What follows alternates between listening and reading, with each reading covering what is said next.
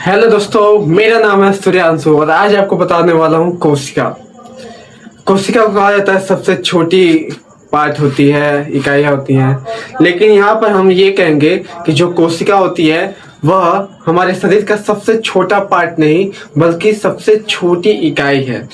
सबसे छोटा पार्ट नहीं कह सकते हैं। जान लेते हैं कोशिका होती क्या है।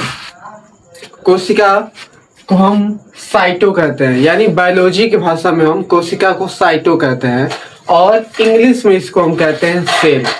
और कोशिका के बारे में अध्ययन करेंगे तो हम उसे कहेंगे साइटोलॉजी। कोशिका के बारे में जो भी लोग अध्ययन करते हैं उसे हम साइटोलॉजी कहते हैं।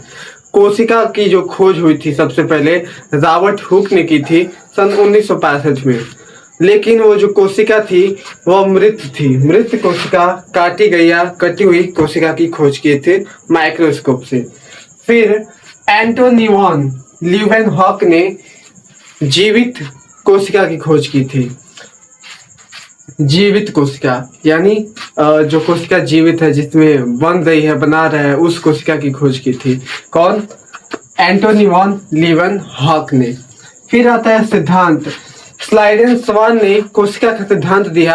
उन्होंने कहा कि हमारा जो शरीर है वह कोशिका का ही बना हुआ है।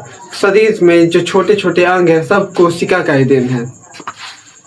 और सबसे छोटी कोशिका इस दुनिया में, सबसे छोटी जो कोशिका होती है वह होती है माइकोप्लाज्मा। इस दुनिया में, हमारे शरीर में नहीं, इस दुनिया में सबसे छोटी जो कोशिका होती है वो माइकोप्लाज्मा होती है। और इसी दुनिया में सबसे बड़ी जो कोशिका होती है उसका नाम है शुतुरमुर्ग का अंडा। ये है सबसे बड़ी कोशिका। मानव में सबसे छोटी जो कोशिका होती है, मानव में सबसे छोटी कोशिका होती है स्पर्म, यानी शुक्राणु।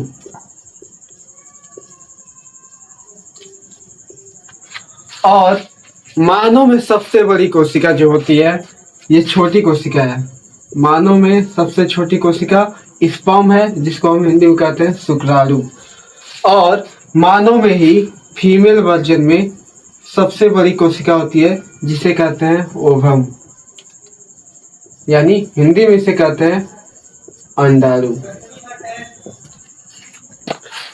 तो मानव में सबसे छोटी कोशिका शुक्राणु और मानव में फीमेल वर्जन में सबसे बड़ी कोशिका होती है जिसको कहते हैं ओवम, यानी अंडाणु। अब मानव में ही सबसे लंबी कोशिका जो होती है वह होती है न्यूरॉन। क्या होती है? न्यूरॉन। कहाँ का न्यूरॉन? हमारे ब्रेन का जो न्यूरॉन है वह होती है सबसे लंबी कोशिका। लंबी का मतलब बड़ी नहीं होता है। जैसे कि आप कह सकते हैं लाल किला बड़ी है और कुतुब मीनार लंबी है, तो वही चीज यहाँ पर है। सबसे बड़ी जो है अंडाणु है और सबसे लंबी जो है यहाँ पे कौन है? न्यूरॉन है। हमारे ब्रेन में जो न्यूरॉन है वही सबसे लंबी कोशिका होती है। अब बात आती है न्यूरॉन जो है विभाजन रहित कोशिका है, यानी यह एक बार टूट गया तो जुटेगा नहीं। देखिएगा, जब पुलिस या डॉक्टर कहता है कि अपने सर को बचा कर रखिए, इसका मतलब ये है, मान लीजिए थोड़ा सा ऊपर से लग गया, थक सा लग गया तो कोई बात नहीं है, वो सही हो जाता है। और अंदर लग गया, हड्डी पे लग गया तो भी कोई बात नहीं है। लेकिन खूब रगड़ के, दरगच के लग गया अगर और न्यूरॉन पे जाकर अटैक कर दिया तो न्यूरॉन कभी जुड़ता नहीं है। वह व्यक्ति ब्रेन हेमरेज या उसकी याददाश्त चली जाती है या तो वो मर भी जाता है। तो न्यूरॉन क्या है? विभाजन रहित है। और क्या आता है न्यूरॉन के बाद? तेज विभाजन के लिए होता है, सबसे तेज विभाजन के लिए होता है। तेज विभाजन जो करता है वह होता है हमारा लीवर। लीवर में कट जाए, फट जाए, कुछ भी हो जाए, तरी फंस जाए, पत्थर फंस जाए, कुछ भी फंस जाए और काट दिया जाए तो फिर से अपने क्षतिग्रस्त जो भी नुकसान हुआ होता है अपने आप सही कर लेता है। तो इस प्रक्रिया जो होती है उसे हम कहते हैं तेज विभाजन। लीवर अपने आप सही हो जाता है, उसकी कोशिकाएं बहुत तेज विभाजन करती हैं। लेकिन हमारा न्यूरॉन जो है कभी तेज विभाजन नहीं करता है, यह विभाजन रहित है। विभाजन बनेगा नहीं। एक बार चोट लग जाएगा ना तो न्यूरॉन टूट जाए तो वह बनता नहीं है। फिर इसके बाद आता है कोशिका। जब हम घर बनाते हैं तो घर में जैसे ईंट लगती है, और ईंट के साथ जरूरी नहीं कि सिर्फ ईंट लगता है, ईंट के साथ सीमेंट बालू ये सभी चीजें लगती हैं। लेकिन यहाँ पे कई ईंट मिलते हैं तो एक दीवार बनाता है, और कई दीवार मिलता है तो एक कमरा बनाता है, और कमरा मिलने के बाद एक घर बनता है। ठीक उसी प्रकार कोशिका जो होती है, कई कोशिका मिलते हैं तो उत्तक बनता है, और कई उत्तक मिलते हैं तो अंग बनता है, और सभी अंग मिल जाएंगे तो हमारी बॉडी बन जाएगी। फिर इसी चीज में जानिए कोशिका झिल्ली। कोशिका जो है, कोशिका का ये झिल्ली है, ठीक। अब कोशिका जो झिल्ली होता है ये किससे बनता है? ये प्रोटीन से बनता है। हम जो भी खाना खाते हैं पीते हैं उसमें प्रोटीन मिलता है, उसी प्रोटीन में से क्या बनता है? कोशिका के अंग, और कोशिका के अंग का जो कवर होता है, झिल्ली होती है, वही कोशिका झिल्ली बनता है। कोशिका के सभी अंग इसी में रहते हैं।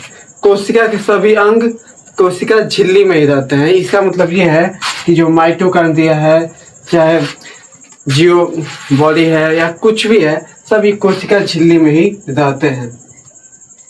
मान लीजिए हम बाजार में जाते हैं आलू खरीदने, सब्जी खरीदने, तो हम किसी झिल्ली में ही लेते हैं। तो झिल्ली, जिस झिल्ली में रहेंगे, रखेंगे उस सामान को, तो उस सब्जी की झिल्ली हो जाएगी। ठीक उसी प्रकार कोशिका की ये झिल्ली है, इसलिए कोशिका के अंग रहते हैं इसमें, ये कोशिका की झिल्ली है। फिर आता है कोशिका भित्ति।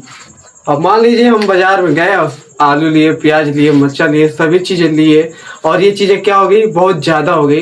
तो एक और झिल्ली दुकानदार देता है ताकि झिल्ली क्या हो जाए? मजबूत हो जाए। तो वो मजबूत करने के लिए क्या होती है कोशिका के लिए? कोशिका भित्ति होती है। यानी इसके अंदर जब बहुत सामान आ जाए, कोशिका के बहुत अंग आ जाए, तब कोशिका भित्ति होता है। और कोशिका भित्ति आकार और साथ ही साथ इसका सुरक्षा प्रदान करने का कार्य करता है, जिसे हम कह सकते हैं कोशिका भित्ति।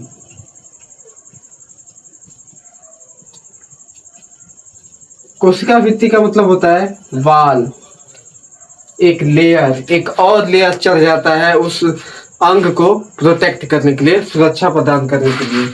और ये जो लेयर बना होता है, यह लेयर बनता है किससे? सेल्यूलोज से। और इसका काम क्या है? सुरक्षा देना और आकार देना। ठीक है, आशा करते हैं यह वीडियो आपको बहुत पसंद आया होगा। तो प्लीज लाइक करिए, सब्सक्राइब कीजिए और शेयर कीजिए। Thank you and thanks for watching.